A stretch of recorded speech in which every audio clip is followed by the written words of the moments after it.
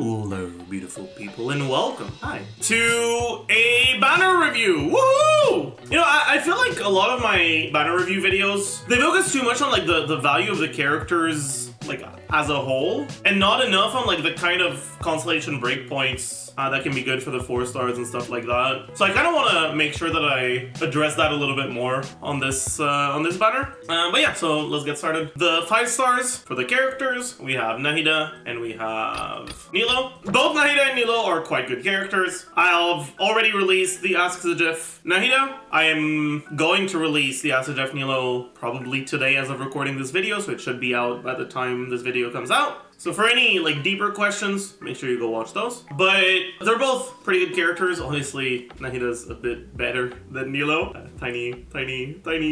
Teeny tiny bit. But Nilou is also like a pretty solid character overall. I don't know if the right word is sad, but I think it is. I think that it's kind of sad that they're putting Nilou on a banner where if you put any of the rate up 4 stars that are on her banner in her team, you disable her passives. I think it's really dumb that not a single one of the 3 4 stars, the 3 rate up 4 stars, is Hydro or Dendro. I don't understand whose idea this was, and I would like to have a word. A nice, healthy, constructive conversation. Yeah, like why not put Kave on the first wave instead of the second wave? Or the first like banners instead of the second banners. Whatever. It is what it is, I guess. Let's talk about the 4 stars. I believe this is the first Layla rerun since she came out. I don't think my opinion of her has changed very much since the pre-release. She's overall kind of a weird character where she's not bad. She's good at what she does and all that. Right? What she offers is a kind of weird mix of defensive utility and damage, where her damage is reliant on her shield not breaking, right? Because if her shield breaks, your E stops doing damage, and more importantly, you stop generating energy, which means that your burst won't deal damage because you won't have it. But it also means that she stops generating energy for your other characters in your party if you're playing her with other cryo characters, which you usually would be, right? There's not too many teams that would just slot in a cryo character, like one cryo character, like Layla. There are some. You can play her in Hyperfridge stuff, but generally she'd mostly be used in freeze teams or elite teams. But because her energy generation is reliant on you not actually losing your shield, then there was kind of an argument to be made that her defensive utility is fake because you still have to dodge, otherwise you're not generating enough energy. And if you build enough ER on your other characters that even if her shield breaks, then you have enough energy for their bursts, then why use Layla at all instead of another healer or other source of defensive utility that isn't cryo? The main reason why you'd usually use a cryo unit is because they generate energy. Because of that, generally, if you need the defensive utility, I'd rather go with Diona, and if you don't need it, then I'd rather go with someone else. That being said, like if you get her talents well leveled up, give her enough HP in her stats, her shield does get pretty tanky, given that you have her C1, at least. Without her C1, it's a bit more precarious, I guess. It's a little bit harder to justify. Her cons increase her shield strength, unfortunately, so without them, the shield kind of feels like paper a little bit. But yeah, all in all, like she's an okay, acceptable, whatever unit. But yeah, like she's generally a side grade, which means that she's not really the kind of unit that you're like actively looking for to improve one of your teams. But if you like her and you want to build her, you can definitely fit her in your teams without too much of a problem. Other than that, constellation breakpoints, I'd say that like her biggest constellation breakpoint is her C1. It makes her shield go from to a little bit more, you know?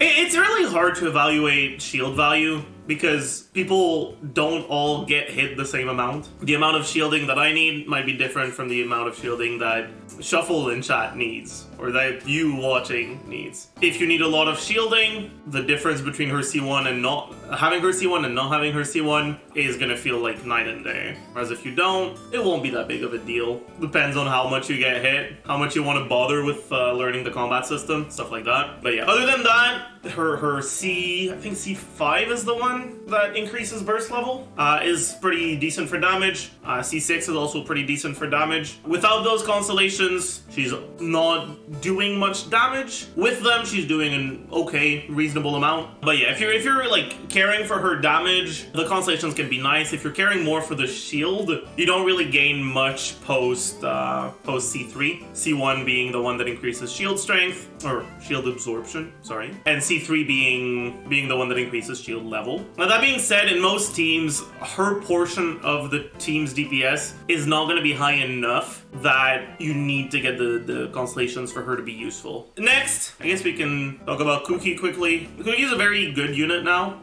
She gained a lot from Dendro. She went from basically being not quite unplayable, but definitely not a unit you would feel good putting in your team, to actually being a contender for the best unit in a lot of teams, most of these teams being Hyper Bloom.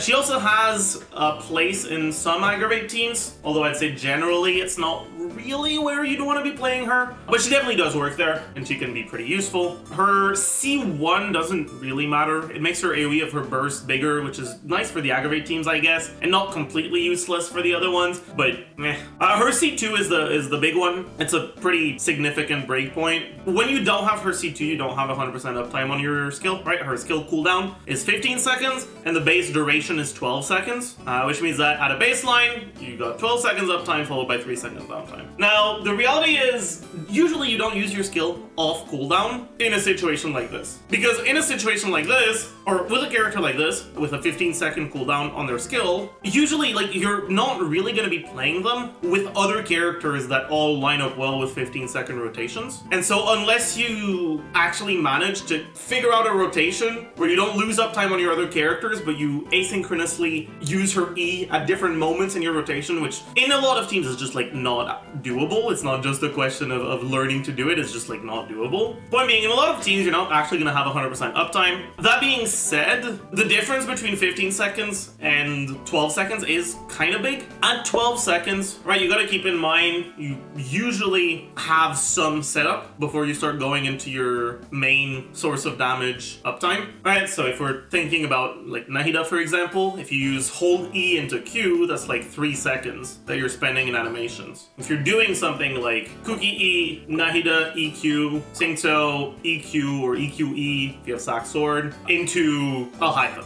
for example. By the time you get to a Hytham and you use the stuff, Kuki's got like between 6 and 8 seconds, depending on how well you did your swaps, without C2, right? And usually you want to stay on a Hytham for a little bit longer than that. There are some rotations where you stay on a Hytham for a short period of time, but point being, 6 to 8 seconds is generally lower than what most on-fielders would want to spend on field. So you'd be forced to use her E later on in the rotation, which would mean that you're not triggering your Cs during your setup. It can be a pretty sizable loss of DPS. But yeah, basically, like, mainly, the C2 is a nice buff to her. It's not necessary for her to work. But let's just say if you're going for Nahida to play a Hyper Bloom team or you're intending on using Kuki, having Kuki on banner is really good for that. Because any cons that you get up to C2 are going to be, like, actually really helpful for your Nahida teams. C3. Okay, C3 is actually not that useless. Like, obviously, usually in these kinds of teams, you're building her full EM, so the levels on skill don't matter that much, because the skill healing, like, from skill levels doesn't scale up with EM. Right? The healing does scale with EM, but it's not increased on skill level, right? Which means that the C3 doesn't increase that part of it.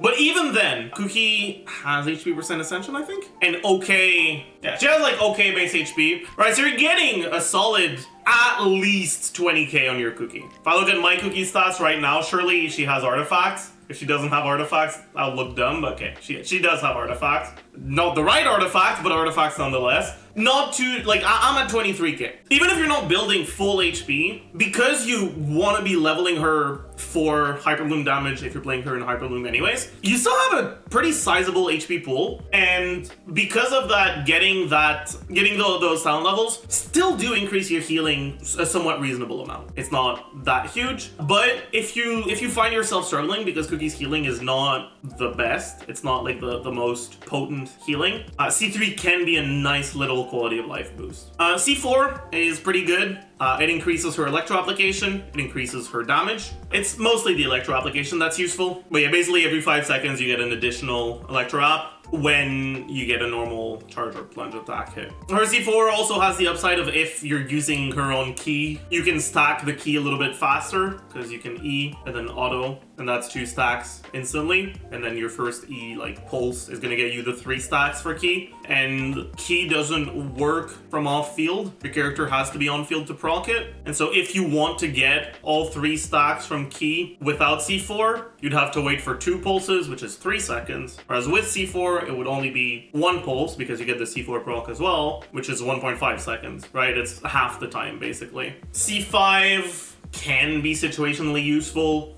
but overall not great. C6 is a nice quality of life because it makes you not die when you would die, and Kuki has a bit of a small, not significant, but definitely present problem where activating her E costs HP. It costs 30% of your current HP. And it doesn't heal instantly, it only heals on the next tick of the ring. And usually, after you use your E, you want to swap up to go to your other characters, which means she doesn't get her own healing most of the time. Because of that, very often you'll find yourself chambers 2, chamber 3 with your Kuki being on like 20% HP when you start the chamber, even if she's a healer. C6 helps with that because you're not gonna you're not gonna have to worry about her dying even if she is at a low HP threshold. But because she doesn't spend a lot of time on field, it's usually not a problem and it's pretty easy to work around, but it can be a nice little quality of life bump to get that C6. I don't think it's reliable enough. Like the 150 EM buff is it's nice, but I don't think it's reliable enough to consider it a significant upside. I think it's really mostly the quality of life from being able to take 1 hit that doesn't kill you. Finally, we're left with Dori. Dori's very interesting in the sense that she's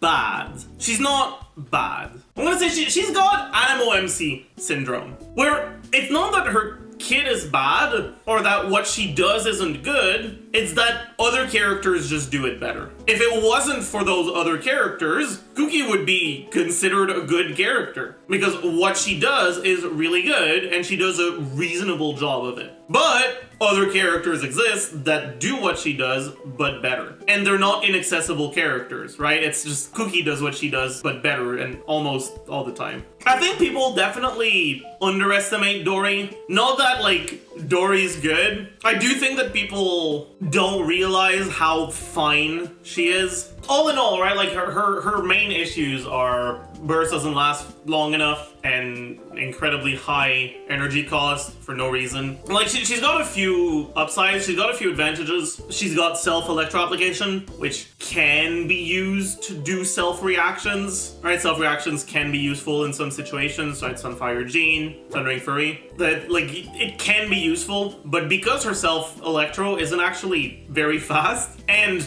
doesn't last that long, it doesn't have an insane amount of value. Another thing that she's got going for her, she generates energy. It goes up to 2.5 at talent level 10 if you decide to crown her burst. And it restores the energy, is it 6 times? 6 times makes sense. So it's 15 energy, which is fine, but it's not a crazy amount. It is just okay. Her genie hits with Electro every 0.4 seconds, which can be actually really good at consistently triggering Hyper Bloom reactions. And if you're generating seeds fast enough, she could get more damage than the other Electro triggers. However, again, her duration is too short, and there's not that many ways of generating seeds fast enough that like the other Electro characters' Electro speed is going to be too slow. And even in those situations, she's often just not better anyways. Those Electro hits have a special ICD, which makes it so that they only apply Electro every...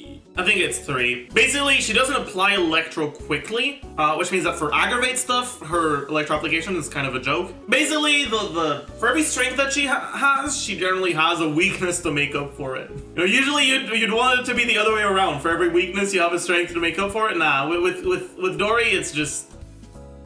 yeah.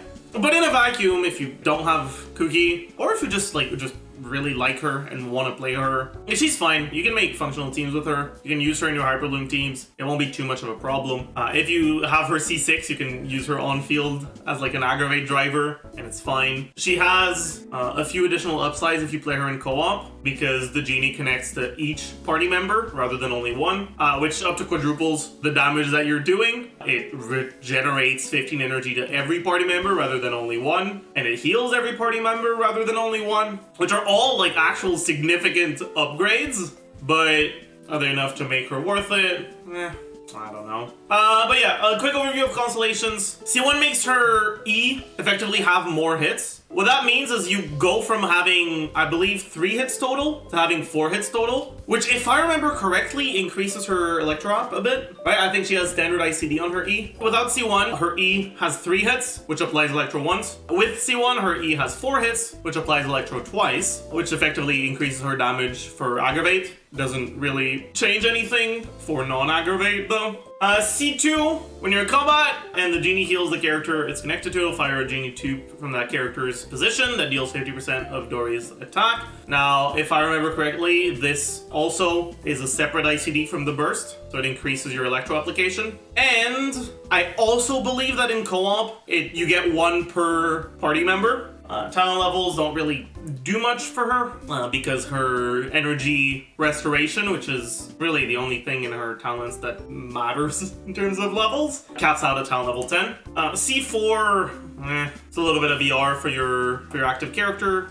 Useful, I guess, but it's not anything crazy. C5 and C6 is Electro Infusion. It's funny because her attacks, like her attack animations, are great because it's the genie just hitting things instead of her holding the claymore. So I mean, if you want to play her on field, C6 can be nice, but really her constellations don't save her. They don't really change that much in terms of how good she is. So she's not really a character you're particularly happy to have on this banner. She's not really a character that you'd be very happy to have, like, from a meta standpoint. Layla, also not a character that you'd be particularly happy to have from a meta standpoint. Kuki, a character that you would be happy to have from a meta standpoint, especially on Nahida banner. It's a fine Nahida banner for, like, beginners. Obviously, it could be better, but having Kuki on it is quite nice. Kuki is one of the few characters that are really useful for a lot of the Dendro teams that you can't get from the Star Leader shop. Nahida plus Kuki plus Singto is like a functional Hyperloom core that can deal with anything just with those 3 units. But yeah, so I'd consider this an average overall banner, even if 2 of the characters are not ideal, because the synergy between Nahida and Kuki is really good. Let's move on to the weapon banner. I have mixed feelings about it. I think 1,000 Floating Dreams is like really bad. It's not like terrible on Nahida. Like it is good on Nahida, but she has so many options that are also good. It's just not the greatest. The key, if you are like playing Nilou, is actually a pretty solid weapon. And if you are playing Nilou, you're probably playing Nahida on your team. So losing the 50-50 to 1,000 Floating Dreams, even if the weapon isn't that great, it would still be a weapon that you would have a use for, because you can just put it on Nahida for your Nilou team, and it wouldn't be quite as good for that team, but it would still be a potential increase, which is nice. Stringless is a good weapon overall. I don't think there's anything else to say, just like, it's a good weapon. Xiphos is a pretty solid sword. Overall, it's not as good as Fav, because Fav is good on more characters, but on the characters it is good for, it can be better than Fav, right? So you look at Kazuha, for example, Xiphos can be better than Fav, because it allows you to get EM while still getting enough ER and still generating energy for your party, although instead of it being directly through generating energy particles, it's by giving your characters ER. Dragon's Bane is fine, but you'd mainly use it on Hu Tao, who cares about the refine, or on like EM Raiden, who does not care about the refines. So it's very possible that Dragon's Bane's refines don't do anything for you.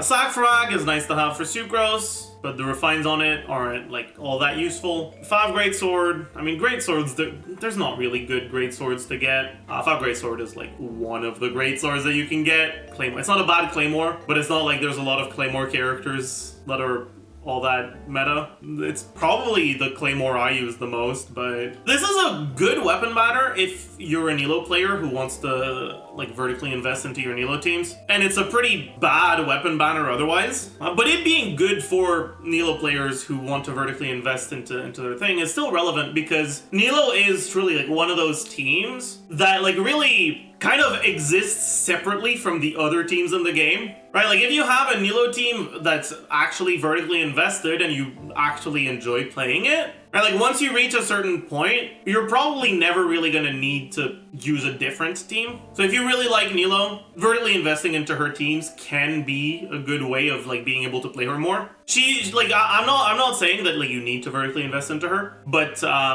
she's definitely one of the units that like I can understand the desire to go for a vertical investment. And if that's the case for you, this is a pretty good banner for that. If that's not the case for you, just please stay away from this banner. It's such a bait. But yeah, overall, this is about average. This is situationally significantly above average, and situationally really shit. Depends on what kind of teams you're building. But yeah, that does it for the banner reviews. This was a lot longer than the banner reviews videos usually are. Let me know what you think of this, if you want me to stick to the like short and sweet version, or if you want me to actually dive a little bit deeper into the characters, cons, and stuff like that, like I did in this video. Let me know which format you prefer in the comments. All right, like, subscribe, all that good YouTube stuff, and yeah, see you guys in the next one.